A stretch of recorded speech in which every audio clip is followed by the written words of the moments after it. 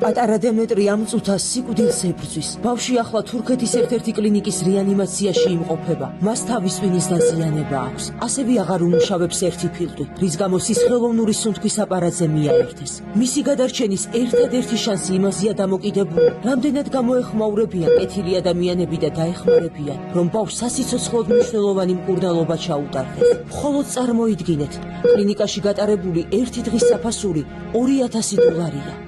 საიდან მოიტანოს ამ ხელათანხა უბედურმა ოჯახმა? დღეისთვის ოჯახს არ აქვს საშუალება, რომ თავად გადაიხადოს ზვირადღირებული მკურნალობის საფასური. დრო კი დემეტრეს ამჟამინდელ მდგომარეობაში ბევრს წყვეტს. ნუ მიატოვებთ ამანგულოს გასაჭირში, დაეხმარეთ. ჩვენ გარდა მას არავინ ჰყავს, მეგობრებო.